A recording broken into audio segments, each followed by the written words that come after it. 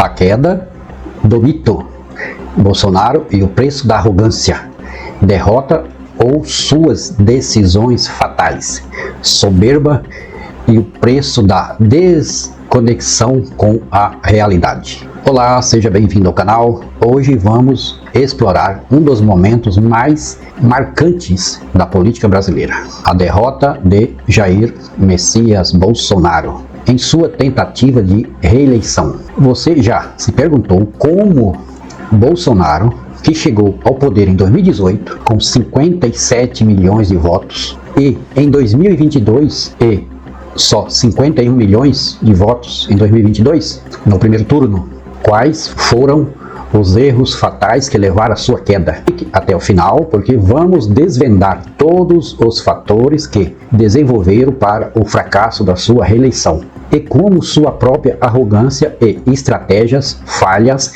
cavaram sua própria derrota. De uma vitória avassaladora em 2018 a uma derrota anunciada em 2022, Bolsonaro traçou um caminho repleto de decisões polêmicas e polarização extrema. Vamos entender por que a trajetória do ex-presidente não resistiu ao teste do tempo e do eleitorado. A estratégia de governar para poucos desde o início de seu governo. Bolsonaro mudou uma postura de desdém em relação à pluralidade social. Ele focou em apenas agradar seus seguidores mais radicais e com as elites, mas ignorou o voto de cada brasileiro, independentemente da classe social, que tem o mesmo peso. Com isso, ao se afastar das camadas mais pobres e negligenciar as políticas sociais, e perdeu o apoio daqueles que antes o viam como uma promessa de mudança. Governar para poucos pode garantir palmas, mas não garante votos.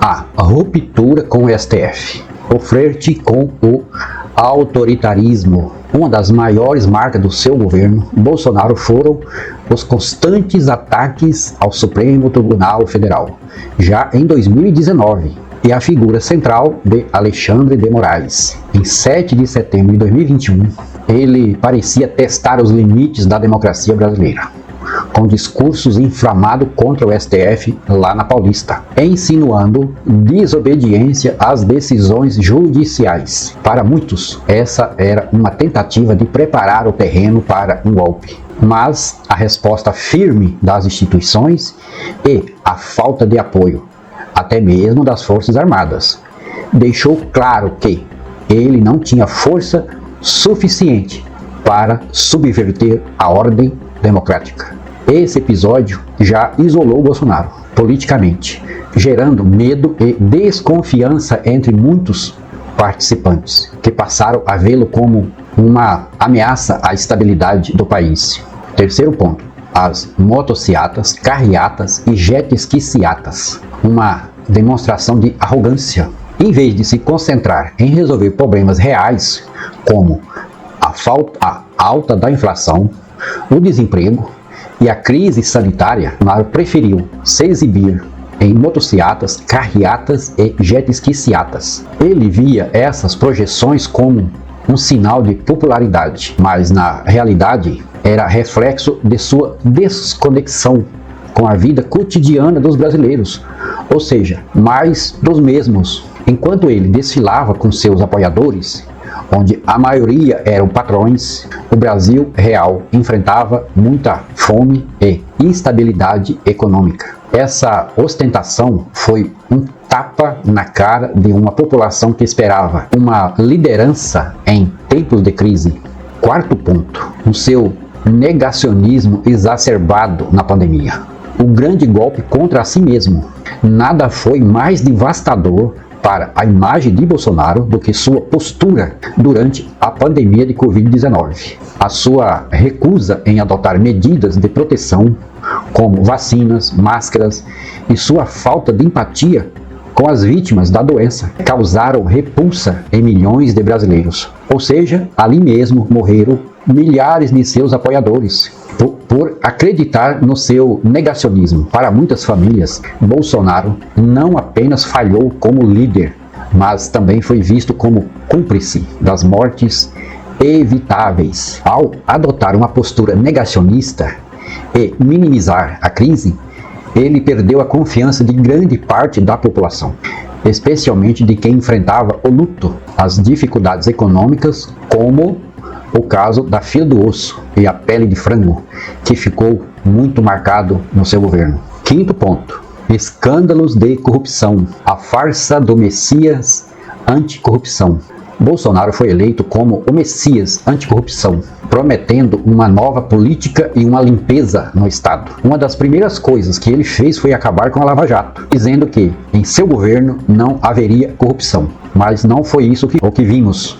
Mas seu governo foi manchado por escândalos como as suspeitas de corrupção no Ministério da Educação, onde líderes religiosos aliados foram acusados de intermediar verbas públicas e serem acusados de pedir barras de ouro. Teve o caso também nas compras das vacinas. Também teve o caso da Codevasf, onde funcionava o esquema de desvio de recursos. Não devemos esquecer também o caso dos kits de robóticas e o caso das madeireiras e garimpeiros no Amazonas ou no norte do país. Daí veio a resposta de Bolsonaro: afastaram todos os delegados que investigavam os casos de corrupção. Se não me engano, foram 22. E proteger seus aliados. Ali ficou claro que o discurso anticorrupção não passava de uma fachada para ganhar votos e esconder práticas corruptas. Sexto ponto: desconexão total. O colapso da credibilidade internacional. Além dos problemas internos, Bolsonaro prejudicou a imagem do Brasil no cenário internacional. Suas declarações autoritárias e seu negacionismo científico afetaram as relações diplomáticas, afastando investidores estrangeiros. O Brasil deixou de ser visto como um parceiro confiável e passou a ser sinônimo de crise. Esse isolamento internacional refletiu diretamente na economia, agravando ainda mais as dificuldades para a população brasileira. Sétimo ponto: a insistência nas teorias de fraude, o tiro no pé final. Outro erro fatal foi a insistência em atacar o sistema eleitoral sem apresentar provas concretas. Bolsonaro apostou na narrativa de fraude nas urnas eletrônicas, dizendo que havia ganhado no primeiro turno de 2018. Essa era a sua alegação, minando a fé no processo democrático e dividindo seu próprio eleitorado. Mesmo com o Tribunal Superior Eleitoral reforçando a segurança do sistema, ele persistiu na desinformação, o que alienou participantes que ainda confiavam na democracia.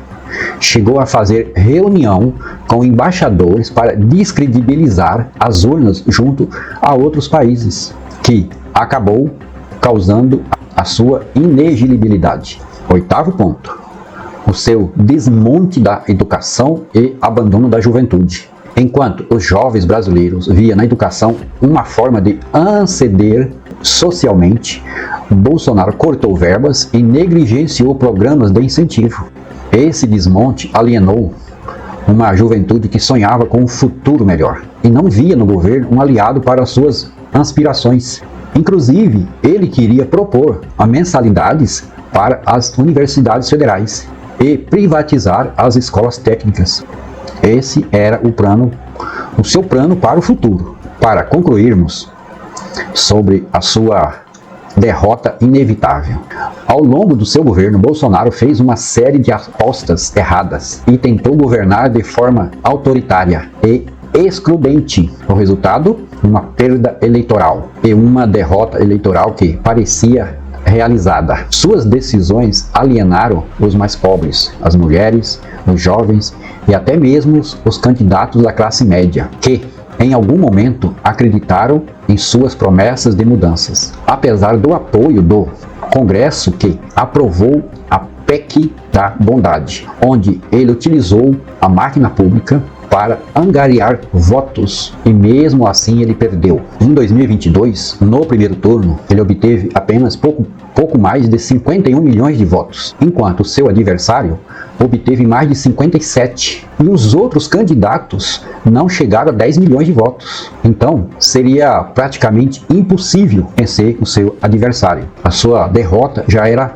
clara desde o primeiro turno, porque, pela lógica, ele teria que ter, no primeiro turno, os 57 milhões de votos de 2018, mas ele teve apenas pouco mais de 51 milhões de votos. O seu adversário teve mais de 57 milhões. Quer dizer, uma diferença de 6 milhões de votos para um total de 10, e para ele vencer o seu adversário, ele teria que ter 8 milhões de votos desses 10, que era uma causa praticamente impossível. Ele chegou longe, ele obteve mais de 58 milhões, mas seu adversário obteve mais de 60, uma diferença de mais de 2 milhões de votos. Eu lembro um caso onde as pessoas dizia o seguinte, inclusive ele também, que os eleitores do Lula ninguém via, não aparecia. Daí teve um comentarista político que disse o seguinte: enquanto Bolsonaro passeia com seus patrões, os eleitores de Lula estão lá trabalhando e não podem ir a passeatas, pois precisam trabalhar. Essa é uma grande verdade. Agora, a grande questão é, será que Bolsonaro terá chances de retornar ao poder após tantos erros fatais? Será que ele será capaz de aprender com suas falhas e se reinventar? Ou a sua carreira política chegou ao fim? Deixo a minha pergunta. E você, o que acha? Que Bolsonaro subestimou a inteligência do eleitorado e perdeu a conexão com o Brasil real? Deixe a sua opinião nos comentários. Não se esqueça de curtir o vídeo, de se inscrever no canal para mais conteúdo como esses e outros. Até a próxima. Tchau!